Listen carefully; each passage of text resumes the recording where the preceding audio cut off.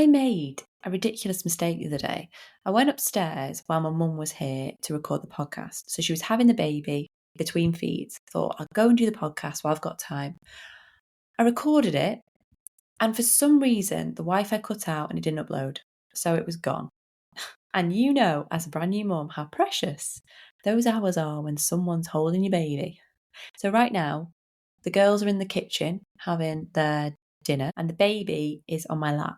Currently asleep, but he may wake. So we'll see how we get on, hey? I just wanted to ask, firstly, something of you, and that is if you're enjoying the podcast and you're a loyal listener, I would love it if you could drop me a review wherever you're listening, whether that's Spotify or Amazon or Apple. That would help me hugely. I've been having a think as well lately about the little community we've got. I get some really lovely emails from you listeners, and I thought, wouldn't it be lovely if we could have some form of meetup online? Because I get emails from all around the world, and I think we're all going through very similar things despite being in different countries. Breastfeeding, lack of sleep, going back to work, a whole host of different things that we are going through as mothers. And I thought, wouldn't it be great if we could all get together and have like a Zoom call, for example, just a cash meetup where we just chat? Because the chances are, if you're going through something, somebody else is. And I love being in groups of mums at playgroup where we talk about sleep, for example, and everyone's in the same boat. Because when you're in the thick of it, you can feel like you're the only one going through it. Like, I'm the only one whose baby wakes every hour, or I'm the only one whose baby's got colic. But then when you get in a group of mums, you realise actually we're all going through something really similar. So I thought that could be a good idea. So let me know what you think. thenightfeedpodcast@gmail.com. If you drop me your email, and I'll see what the feedback is and maybe get something set up. I'm going to jump straight into the emails tonight. The first one is from Maylee, and she says, "Hi Charlotte, my name is Maylee and I live in Western Australia. I have a 7-year-old, a 15-month-old, both daughters, and I'm freshly pregnant, about 7 weeks. Wonderful news. I also have a 14-year-old stepson. My conundrum is that my nervous system and beliefs are set to co-sleep and boob throughout the night. I feel myself get anxious when the baby cries for a minute or two before I pick them up. I am worried about making changes for my 15-month-old to make way for the newborn. I am one to let things go and figure it out as it happens, but my partner wants to be able to put our 15-month-old to sleep in preparation. At first, I get all tight-chested and think of the crying for me and the baby, but I know I will need the help, and I'm sure it'll be better for our family to have a plan in place before the newborn arrives. I've read books, podcasts, and chatted to midwives in hopes to prepare for when my 15-month-old was born, but I couldn't put anything in place, doing what I did with my firstborn, which was co-sleeping and limitless boob. Now that I have two close together, I know I will need a game plan. I want to let my partner in. He's a great dad, and I'm lucky. I love your practical, grounded advice and wanted to hear if you come across a similar situation. I'm also not sure whether to get a cot for our toddler, and I also maybe need a next to me for the newborn to try and make place for us all. For me, that sounds easy, but my whole body has no idea how to put that into place when I hear that crying. Thank you, and I'll continue listening. Stay well. All the best." Thank you so much for getting in touch, Maylee. I was in a very, very similar situation to you when I got pregnant with our third, because our 2-year-old at the time was always in our bed at night, always very close to me. And I remember thinking, how are we going to do this with a newborn? Because I have her next to me, but the baby does often end up co-sleeping with me. So I was in your very situation. Now, what I think is great is to always have a base to start the night. And what I mean by that is our girls both have a toddler bed and our baby has the next to me. So I try and make sure everyone starts the night out in their own beds. So you said about getting a cot for your 15-month-old. Personally, I would say, yeah, get the cot and start that transition as soon as possible. You're only 7 weeks, so you've got 9 months to get your toddler in that routine. Now, you said her dad really wants to get involved with bedtime. And as a parent with children close in age, absolutely take that help. 100% take that help, because you'll notice your feeds with the newborn will coincide with bedtime. And that is not easy when you do that on your own. If he can do bedtime for your toddler, like starting now, get that routine going. When baby arrives, the transition won't be big. There'll be no big transition. It'll be like, oh, daddy does bedtime, and that's helps you when you're feeding the baby. So I would definitely take that help. I would personally opt for the cot for your toddler, just so they're in their own space then. And they may still get in the bed in the night. I mean, many children do that. It's very common. But if you can start out as you mean to go on, you might be surprised. When we put our first baby in her cot, she was 14 months and she started sleeping through. And we were like, how have we not done this before? So you might be pleasantly surprised on that front. With the baby, I would suggest getting the next to me set up and getting them in that for the first part of the night. That's what I do. When we go up about 10:30, I'll try and do his feed then, put him in the next to me, and my sleep quality is so much better for those first few hours. Then he gets in the bed, and I don't sleep as well because you're more on edge when you're co-sleeping, aren't you? But those first couple of hours are great for getting that quality sleep. Now, you've also mentioned you worry about crying when they wake. I have noticed as a mum, we have an incredible maternal instinct when it comes to them waking. I've woke before them in the past. There's only been one night since our youngest has been born where Jason's woke up before me when the baby wakes. And in my experience, they don't tend to go into full-blown cry for a minute or two. So I just hear the gurgling, the noises, and I can sense he's awake, and I just lift him and feed him. And you might have the same experience. And I wouldn't beat yourself up too much with the crying, because if you think about it, that's their social cue. That's just them saying, hey, mum, I'm awake, I need to be fed.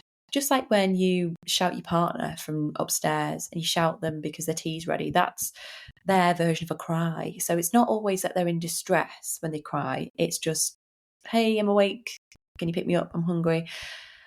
And you may end up getting a much better night's sleep if you give in to putting them in their own beds and not letting that cry worry you too much.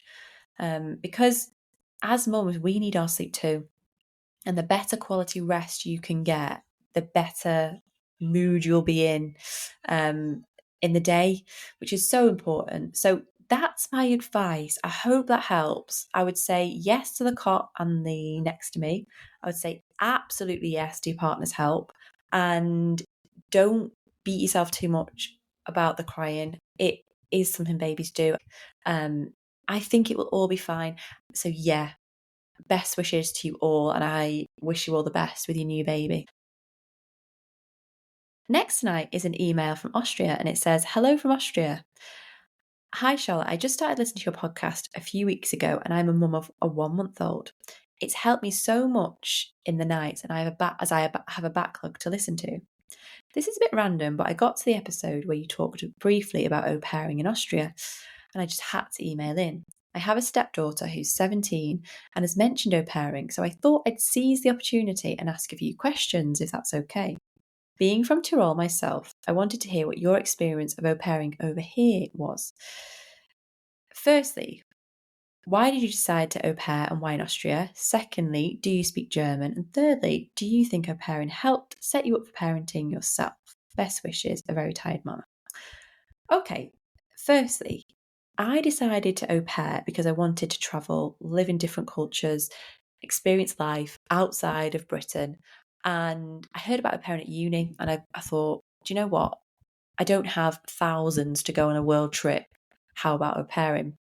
So I set up a profile on Au Pair World, and I said that I wanted to either go to the States, Germany or Austria. They were the 3 countries I was interested in. So put up profiles for those, and I was contacted by a really wonderful family in Austria, in Vienna. And I'd had quite a few emails from different families, and they all just seemed a bit like, one was really like, don't expect you on your daddy's yacht. You'll be responsible for picking up the children. We have 5 of them. You'll be working on the farm, and you'll be taking them to activities and responsible for cleaning. It literally sounded crazy what they needed one person to do. And then another one was from like a single dad who was like, you won't have your own bedroom, you'll be on the couch and you'll travel a lot with me. And I was like, don't know about that.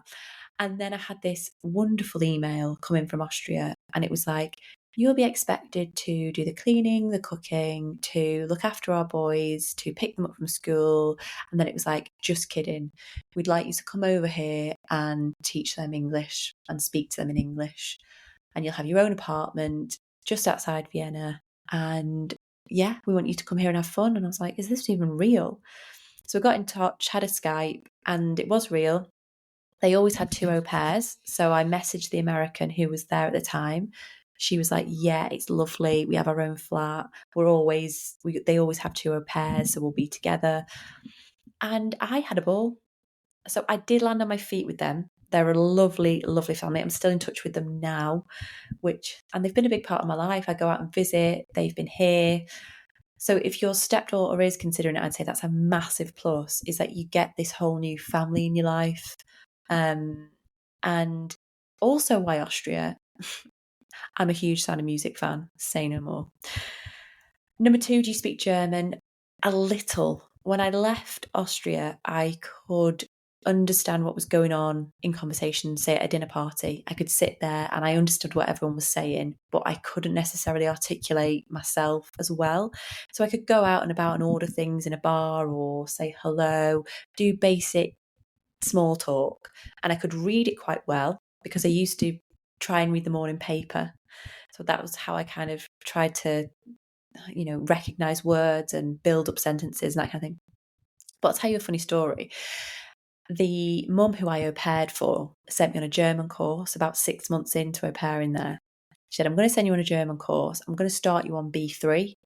And if you know anything about language in Europe, it goes from like A1 to C2, I think. A1 being basic, like hello and numbers, to C2 is basically advanced.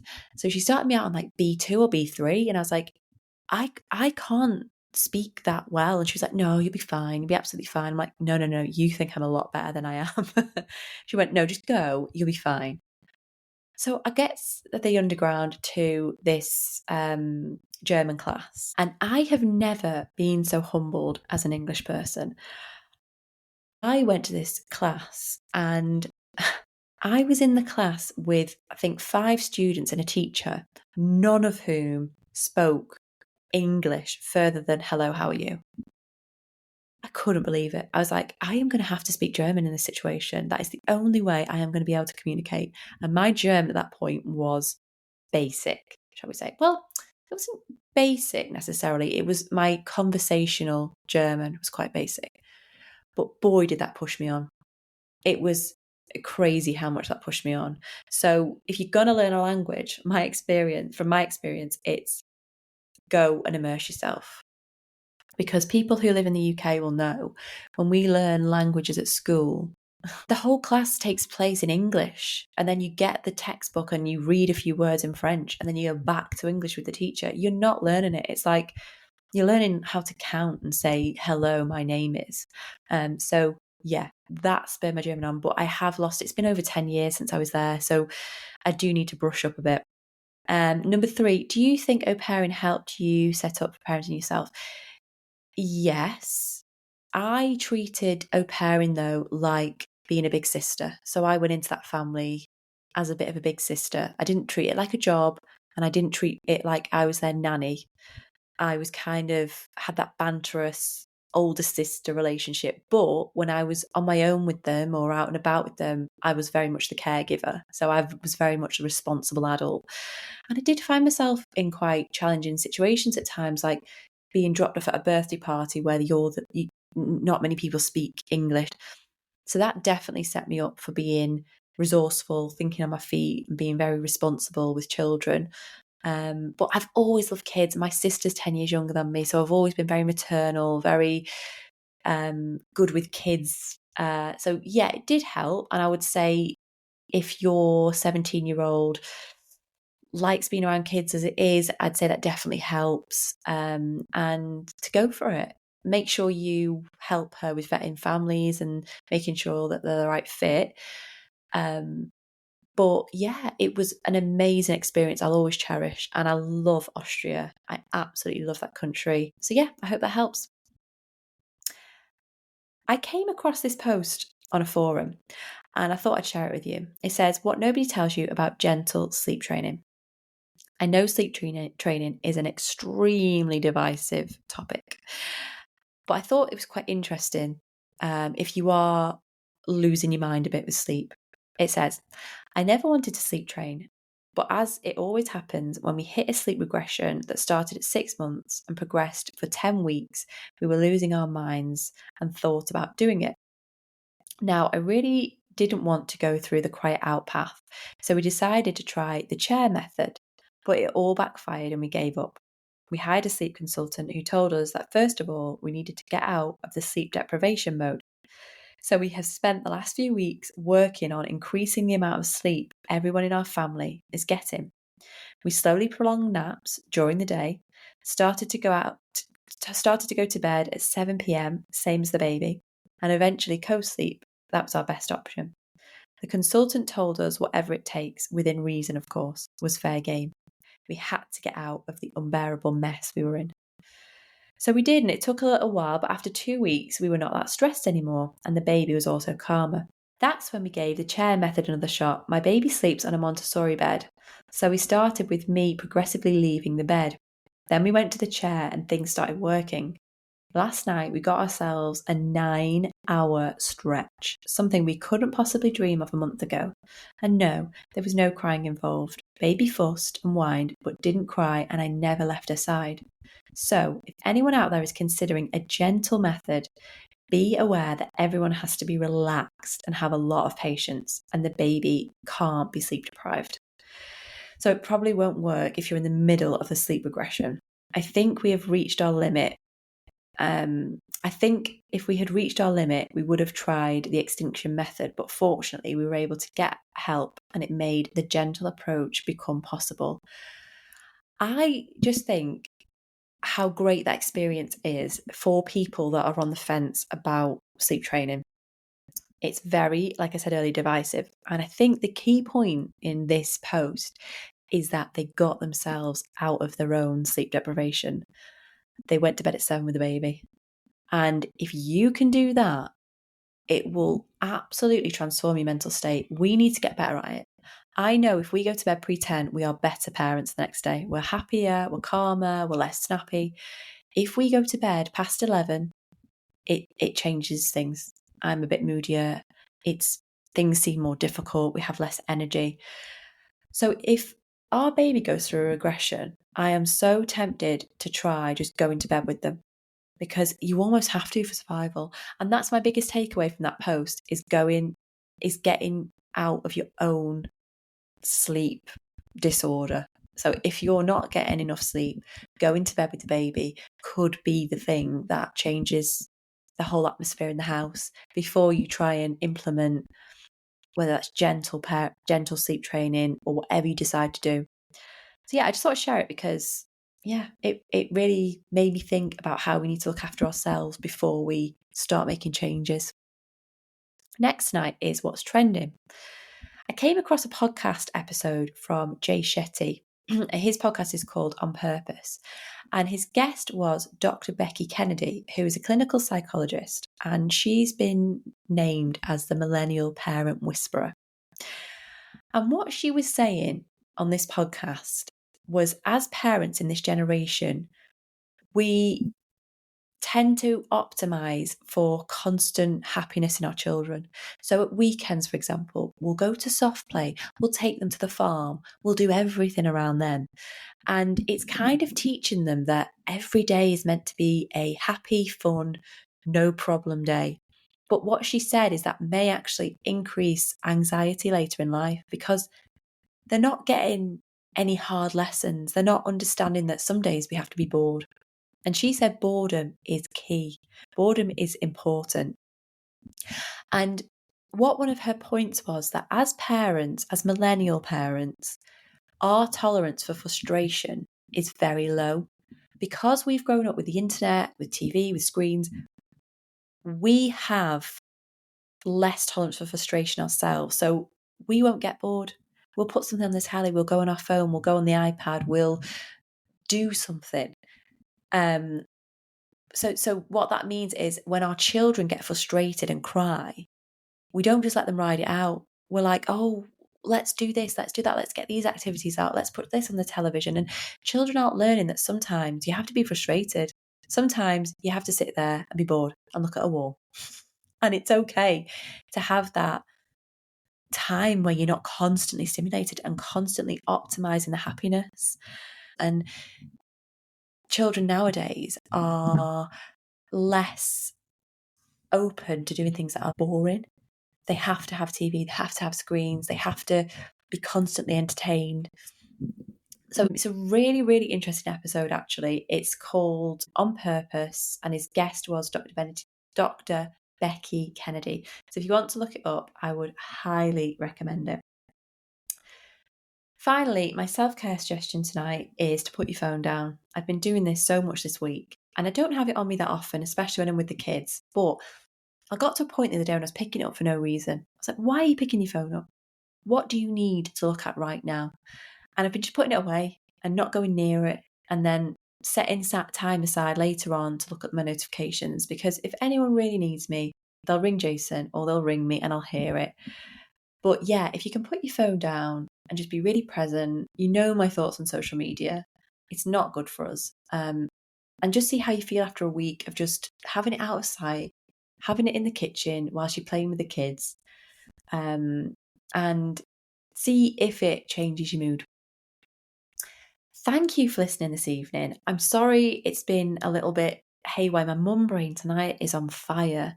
And I'm also like conscious that my elder two could run in here at any point, or the baby who's currently on my lap could wake at any point. But hey, this is mum reality, isn't it? It's real life, and we have to fit things in when we can. So I hope you've enjoyed the podcast this evening, and I wish you all a restful, peaceful night ahead.